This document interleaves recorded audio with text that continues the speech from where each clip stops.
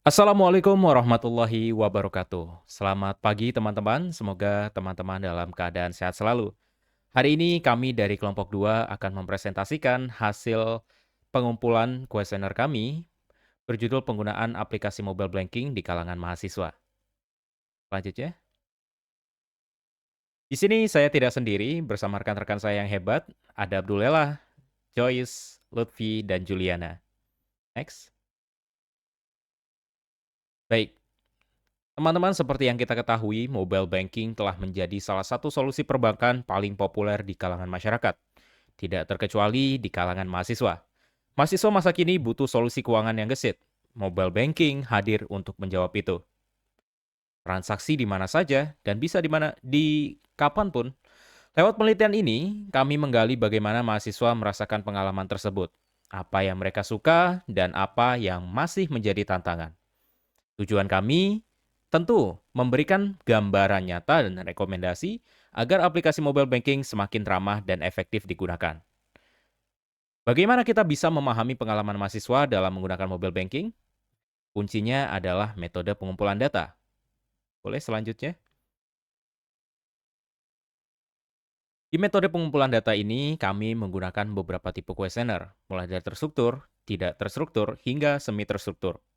Dari masing-masing tipe ini, tentu ada kelebihan dan kelemahannya. Kuesioner terstruktur memberikan pertanyaan tetap. Opsinya jelas, ideal untuk data statistik yang mudah dibandingkan dengan jenis lainnya. Kemudian, semi terstruktur mempunyai pola, tapi terbuka untuk eksplorasi. Cocok untuk memahami alasan di balik jawaban. Sementara, kuesioner tidak terstruktur, tanpa skrip, hanya ada arahan topik, memancing cerita, opini, dan pengalaman yang lebih kaya. Boleh selanjutnya? Oke. Ini mungkin, bisa bersama kita baca ya, menurut Pak Sugiono di sini, kuesioner adalah teknik pengumpulan data yang dilakukan dengan cara memberi seperangkat pertanyaan atau pernyataan secara tertulis kepada responden untuk, dijawabnya.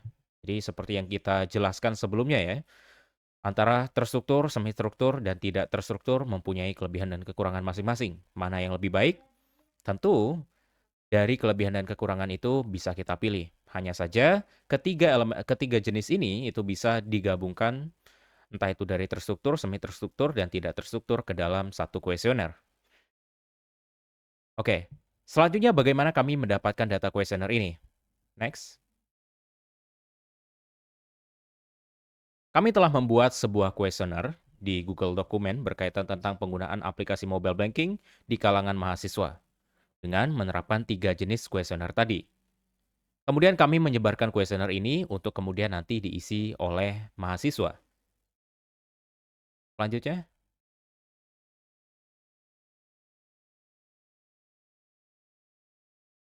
Oke, selanjutnya di sini hasil dari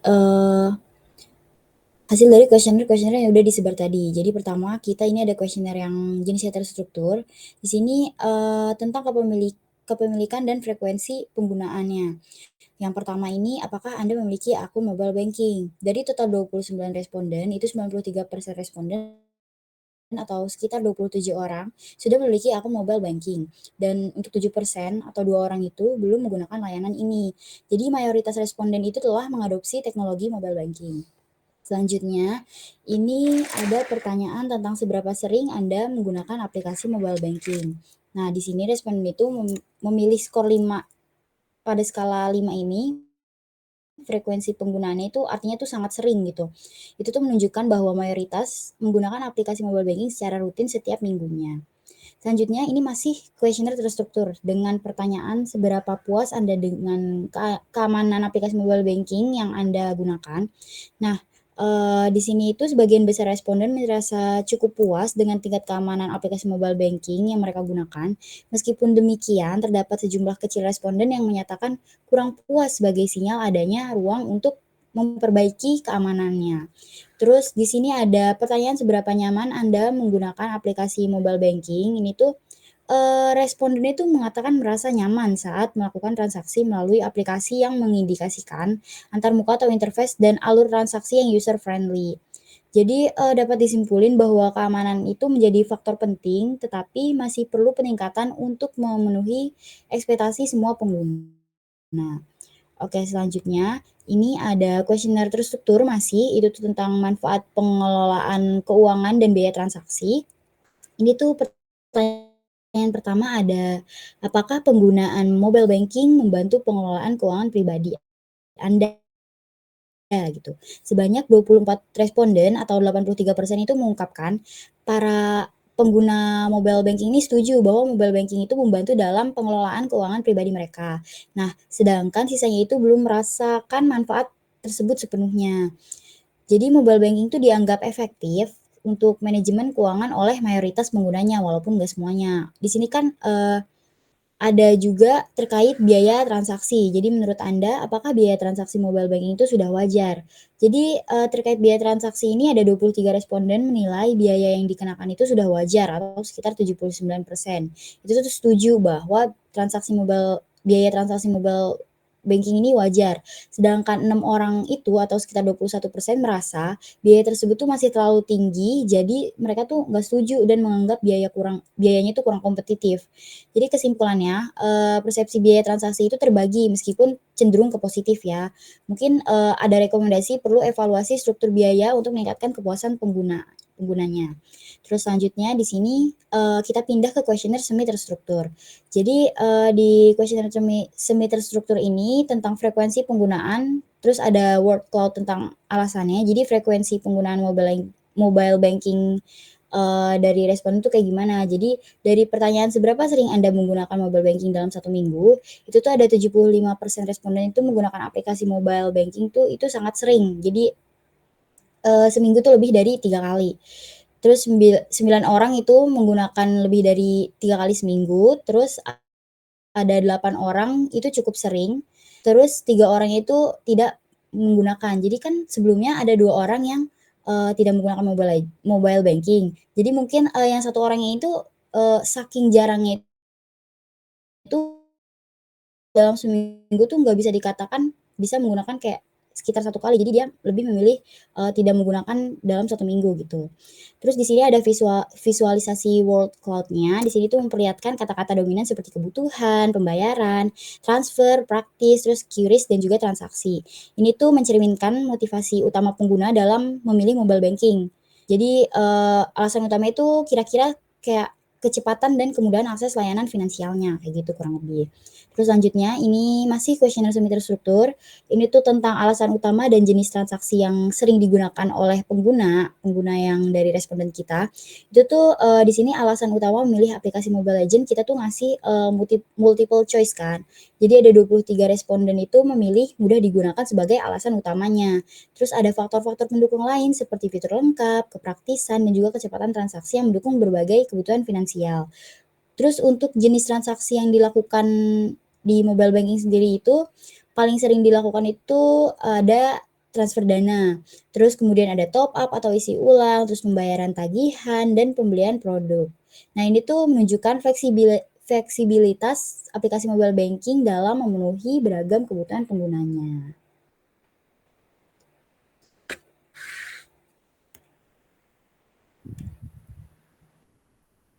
Oke, selanjutnya kita masih dalam pembahasan kuesioner semi terstruktur. Di sini ada pertanyaan tentang pendapat user tentang tampilan termuka aplikasi m-banking. Di sini ada 14 user yang memilih netral terhadap pendapat mereka terhadap tampilan termuka aplikasi mobile banking. Kemudian diikuti dengan 13 user yang menjawab menarik dan 2 user yang menjawab sangat menarik. Ini mencerminkan bahwa user ini tuh menganggap bahwa tampilan antarmuka aplikasi m-banking ini tuh menarik dan netral.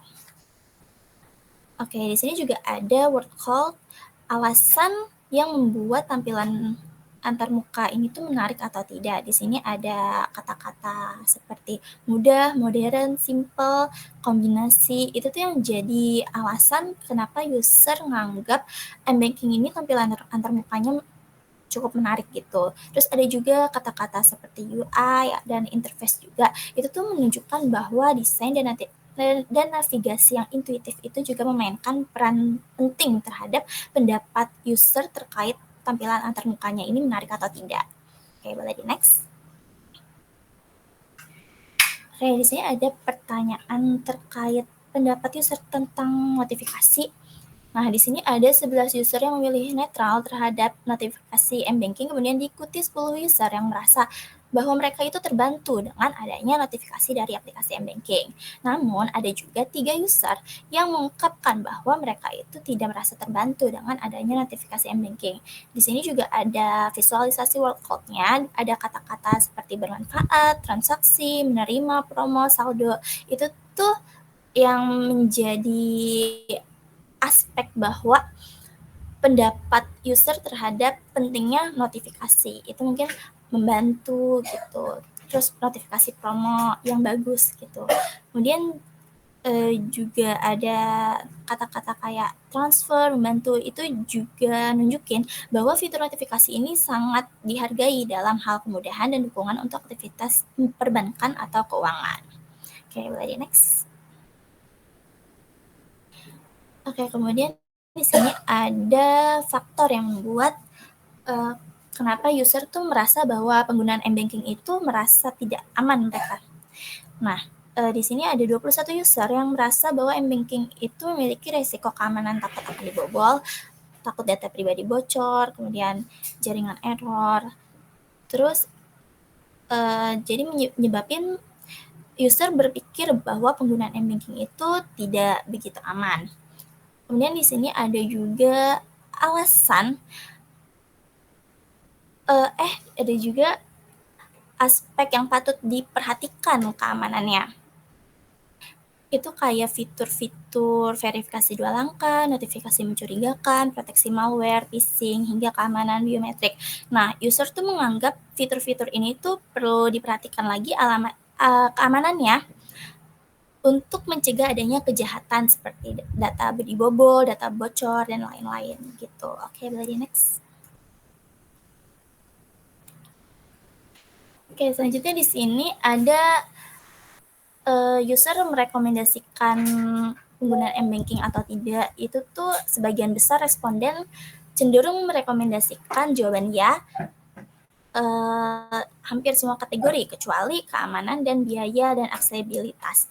Jadi dapat dikatakan bahwa user itu cukup merekomendasikan penggunaan M-Banking. Nah, di sini juga ada visualisasi word cloud-nya. Ada kata-kata seperti notifikasi, transaksi, bermanfaat, menerima. Itu tuh kenapa user merekomendasikan M-Banking ini terhadap orang lain gitu. Terus ada juga kata-kata kayak promo, saldo, rekening, itu tuh mencerminkan nilai tambah dari aspek promosi dan informasi keuangan yang diberikan oleh aplikasi. Oke, boleh di next. Selanjutnya kita ke kuesioner tidak terstruktur. Nah, di sini tuh ada pertanyaan terkait pengalaman pertama menggunakan mobile banking.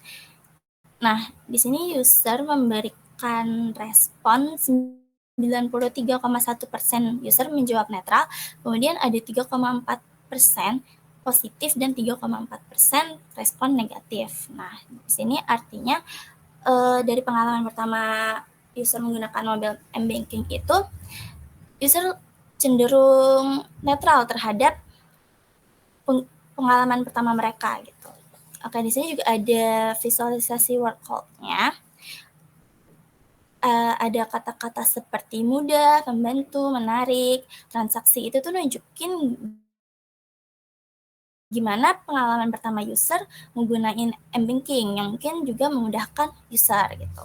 Oke, boleh next. Oke, selanjutnya akan dilanjutkan oleh teman saya. Oke, selanjutnya dari pertanyaan tidak terstruktur, kita dapat melihat frekuensi kata pada narasi pengalaman. Nah, di sini kita dapat melihat bahwa mobile dan banking itu memiliki jumlah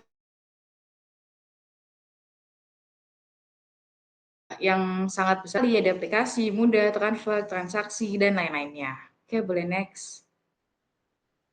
Nah, untuk sentimen untuk bagaimana pengalaman Anda secara keseluruhan dalam menggunakan aplikasi mobile banking, dari pertanyaan tersebut user memberikan hasil atau menjawab itu jawaban mereka rata-rata netral di 93,1%, dan ada yang menjawab positif yaitu 6,9%. Jadi sejauh ini user cukup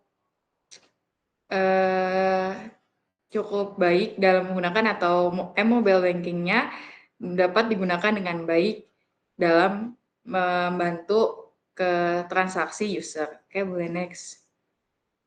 Nah, di sini juga ada kendala utama. Kami memberikan pertanyaan atau kuesioner, apa sih kendala utama saat menggunakan aplikasi mobile banking?